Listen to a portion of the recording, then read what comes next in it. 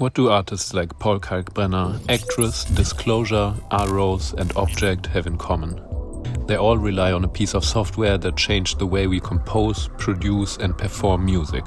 A program that turned the laptop into an instrument and reshaped electronic music culture as we know it.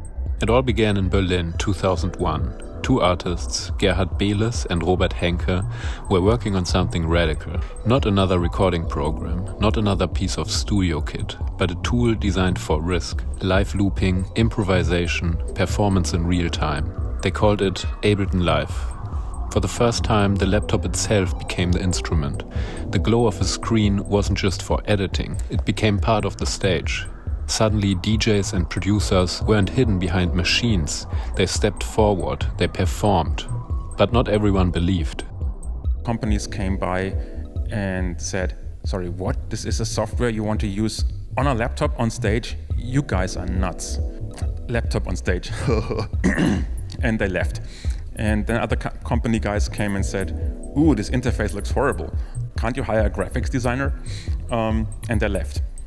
Well, we were confident enough to survive that because at some point, well, first of all, we knew that laptops on stage work because we have been doing this. It was an unpolished idea, but it was real. And soon, so was a new generation of artists, producing tracks anywhere, in bedrooms, airports, sweaty basement clubs. The line between writing, producing and performing began to blur.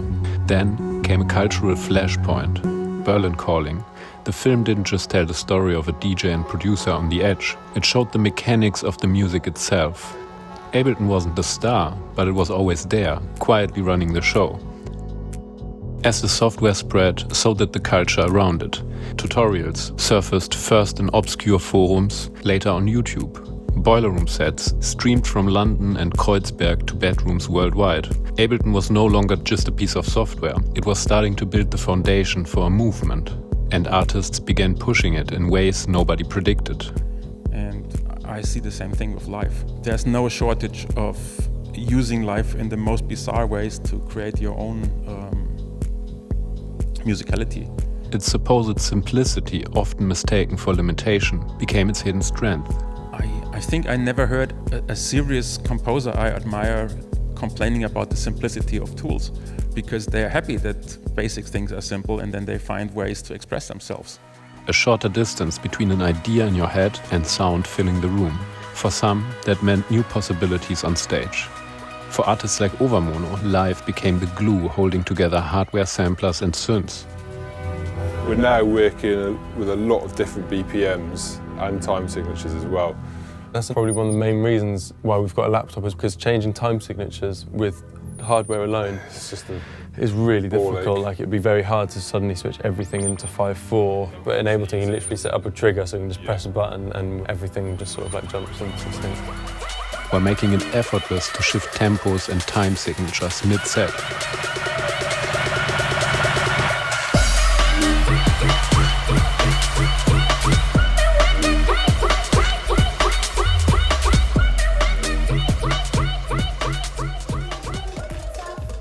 For Disclosure, the question wasn't flexibility, but stability.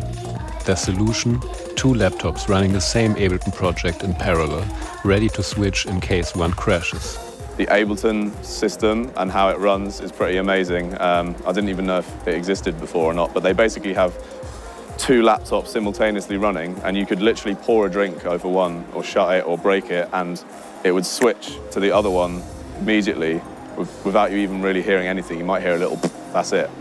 So it's really great for us because we can just concentrate on playing live and we don't have to worry about computers crashing or whatever, because we know that even if one goes down, we've got another one playing the exact same backing track, like, simultaneously. So there's none of that crap of just, laptops failing you, because that's the last thing you want when you're just in the middle of playing something really difficult. Others made the laptop almost disappear, like Rrose triggering Ableton clips from an iPad, controlling details with a single Korg Nano control, while the computer stayed hidden under the table.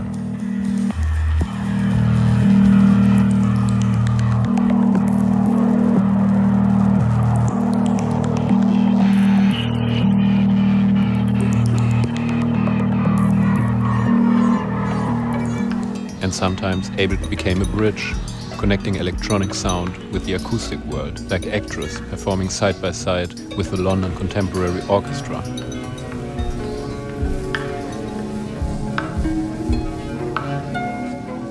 I've heard all this information cross by my way, and then I'm sort of start looking at my computer, just pretty much programming the conversations I'm hearing on. But life isn't only about spontaneity. It also enables obsessive attention to detail, the kind of painstaking arrangement Object became known for in his tracks like Cactus on Hassel Audio, or his various full-length albums, crafting immersive and detailed sonic worlds. I'm not one of those people who can experience something and not wonder how that experience is created, not wonder how the sounds are being made.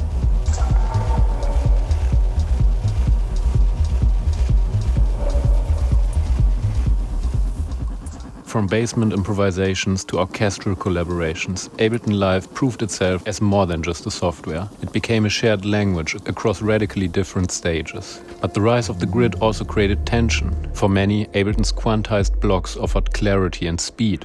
For others, they risked flattening the feel of music into something too perfect. Burial famously avoided the grid altogether, working inside of SoundForge, an audio editor not even designed for composition. Every hi-hat, every snare placed by hand. The result? A fragile, off-kilter groove that defined a whole era of underground music. It was a reminder that not every innovation comes from tighter control. Over the next 2 decades, Live became the backbone of contemporary music. From Berlin basements to Los Angeles pop studios, from experimental sound art to chart-topping EDM. Whether you notice or not, you've heard it. A song shaped inside that grid, or just outside of it. Because Ableton Live isn't just software, it's the way electronic music learned to move. On stage, on screens, and across the world.